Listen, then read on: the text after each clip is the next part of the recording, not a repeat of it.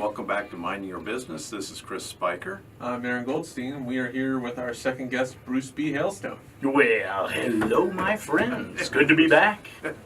It's good to have you in the studio. Thank you, Chris. You know, a couple of months ago we did this over the phone. Yeah. But I said if you could come in today, then we could shoot a video. Then we'd actually see it on... You know, but don't hide behind the Internet. mic too much because you yeah. have all that beautiful hair.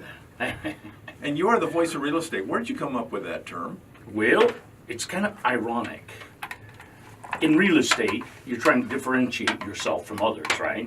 And here I was, I'd been in the business for about 10 years, I guess, and I was at one of those seminars that they were saying, you know, if you really want to be a total success in real estate, you got to develop a handle, you know, like the Condo King, and they came off with a whole bunch of different ones like that, and I thought to myself, well, the guy sitting next to me said, Hailstone, you should be the voice of real estate. Wow. And I thought to myself, Just like that? oh my God, that sounds like a pompous ass, don't it? Oh, am I not supposed to say that on the radio? You can't say Anyhow, pompous I on thought the radio. that, but I sounded pretty pompous to me. And it was the furthest thing from my mind, but after that seminar, of course, I had an opportunity to then go down to RE/MAX Valencia, where I hung my license for about 6-8 months. In between RE/MAX local and RE/MAX going independent, and I tested the waters with it, and I said, hey, I'm Bruce B. Hailstone, the voice of real estate up in the Antelope Valley. Well, it stuck so well that those weekly meetings we were attending down at the Inaku Golf Course down in Valencia, all of a sudden people were calling me the voice. Hey, the voice. They wouldn't remember my name, but they remembered the voice, so they would shout it out across the ways, and before you know it, it stuck. They and I remember thought, you. ooh, God, I hope it still doesn't come off as being pompous, but let's give it a try. And people said, we don't forget it once we've heard it. You know, the voice of real estate, that almost means like your actual voice. Well, I mean, you have a voice. And at the time, by coincidence, I was doing a lot of radio advertising back in the days when I was at RE/MAX. And shortly thereafter, the market went really flat. So I stopped advertising out of necessity. I wanted to get my debt cured with the radio station. This is back in the day when we were doing this down on Elm Street. Right. You know, in the city of Lancaster. And they carry paper. That's it. Woo. That's it. Long story short, I got them paid up, and before I know it, I'm being hit on by my radio rep who's still working the stations here, and he says to me, hey, Bruce, let's do lunch. You know, now that you've gone independent and you're no longer with RE/MAX and you're calling yourself the voice of real estate, you need to be on the radio. One thing led to another, and he and I sitting at lunch. I said, you know, I can afford, that much money on a monthly basis, like I can afford another hole in the head, but I got an idea. Yeah. And then when we got talking about it, we made discovery that they had just canned their national franchise show because it didn't have a lot to do in the early 90s with what was really going on in real estate in the Antelope Plus Valley. it costs money. Oh, yeah. So I said, well, why don't you consider allowing me to hold an hour show, do a talk radio show, something about local real estate. Well, they threw me in with somebody who hated real estate people, real estate brokers and the like. And I remember going through that 20 minutes and I thought I was going to die. This guy wanted to chew me up and spit me out. It was an unfriendly interview. Ooh, it was tough. No warm fuzzies. When all was said and done, though, I came out of the studio and the manager said, hey, how soon can you start? A star was born. Oh, man, I don't know that I'd call it a star, but we survived that episode. Why was last year such a good year for real estate? Yeah. What's going on? You know, Or what is going on? we got a lot of issues going on in the local real estate market, and it primarily stems from the lack of new construction, particularly entry-level homes. Because when we are building entry-level homes, whether people are buying into condos or anything that's smaller, less expensive, it triggers a move-up market. So the guy who sold their first-time home buyer type home now moves into a move-up home, and that person moves up to the next move-up home, and before you know it, you've got a whole system that's changing. Move-up hands. market. That's it. I got to write that down. That's it. And with the move-up market, you tend to see a lot more sales activity, but without having the entry-level homes in the Antelope Valley now. Right. And that's the primary reason people come here, for housing affordability. But until they start building a solution to home ownership for the people that can't afford the McMansions that the local builders have been building, Right. we're not going to see the market really catch on fire again. Although it's been strong, it's been steady, and it's been, in a positive sense, a growth market, but it's been slow and steady. And that makes for a much better real estate market as a whole. You don't quite see so many crash and burns. You know how the market over peaks and then Yes. dies? Yep. And we've seen that go through quite a number of times over the last 36 years. Have you ever advised somebody not to buy? You know, on a rare occasion, because nobody should ever buy into a market where the market is on the cusp of possibly receding, but it's when people overcommit themselves. And a lender won't loan you more money than what you can afford to pay back based on your current circumstances.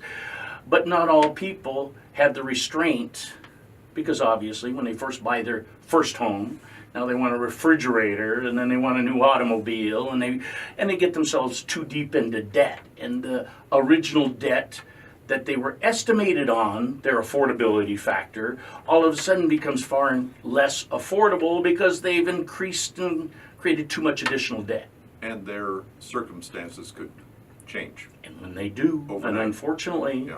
we have a lot of people that get layoff notices out here in the aerospace industry, and when that occurs, it creates, you know, not only concern, but creates a little bit higher foreclosure rate and everything else.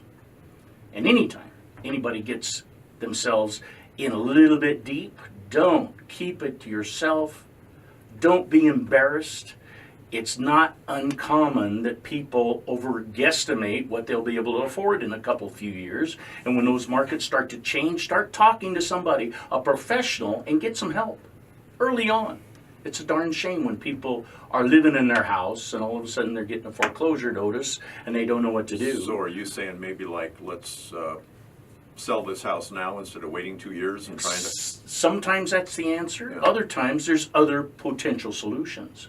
But by keeping it to yourself and not doing the exploratory possibilities of where else you might be able to solve the problem, it becomes overwhelming. The next thing you know, somebody's getting a notice to vacate on their home, and it was where they raised their kids and everything else. And it's a tragedy. Yeah, It's a yeah. tragedy. When people get in trouble, the last thing you should do is stay silent about it and hide from the problem.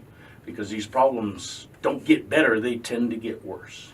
Somebody wanted to call you and ask you some questions, because I bet you give a lot of advice. I, like The most benefit. realtors out there, are very well educated, and we go above and beyond to try to assist people, no matter what their circumstance is, with ideas and potential alternate solutions that may solve their problem at hand.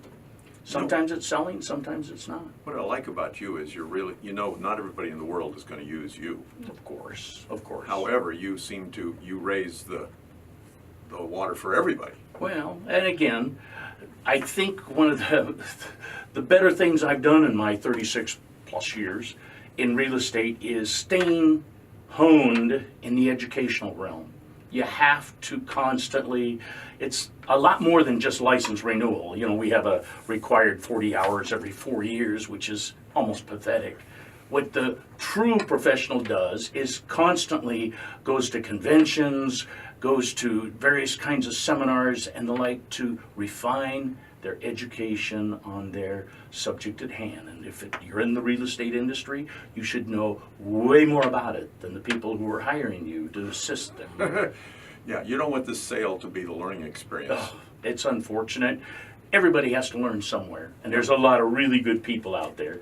And agents who are relatively new, I had that experience my first 6 months in the industry, was called by an engineer who I'd worked with out at Rockwell once upon a time, and he said, "Hey, come list my house." And I got over to his house and come to find out he was just doing interviews to a whole bunch of different agents. And though he did not hire me, I learned an incredibly good lesson. Not only come prepared, but get educated and learn more about the neighborhoods. Because you could have closed that sale right there that day. Oh yeah. Yeah. Oh yeah. But by not getting it, that was a bigger lesson in that it helped me to learn to become that much more prepared and that much more astute and realizing that experience goes a long ways to helping close some of those educational gaps, but that additional constant refreshing of education is so important to make sure that you're on the cutting edge and the true professional you're getting paid to be. At one of your seminars, you borrowed an idea, this cross-promotion thing that Antelope Valley Florist and Bruce B. Hailstone, the voice of real estate, do together every February. Yeah. You printed up some cards, and you have a stack of these cards today. You're going to leave them here at the radio station. Yeah. Also, you've got some at your office out there at 50th and L, Yeah. 50th West.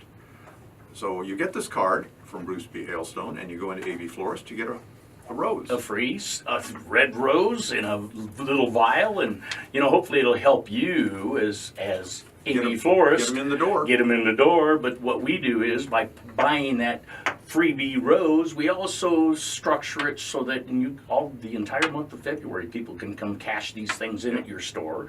And at the end of the month, last day, February 28th, keeping in mind we're celebrating the month of love, we do a drawing for a dozen red roses, and I love delivering those personally. Yeah. Yeah. So that's a beautiful thing. You and I have been doing this for several years. Yeah. I found it at a CRS convention, and I called the other agent and said, "What a great idea. Do you mind if I borrow it?" And she says, "Well, I'm in New York, so go for it. Here in Los Angeles County, why not?" No one will ever know. Oops, now they do. We've been talking with Bruce B. Hailstone, the voice of real estate. Bruce, thank you very much for coming by. Thanks for being a chamber member. Oh, Chris, it's my pleasure. Thank you, sir. We'll be right back.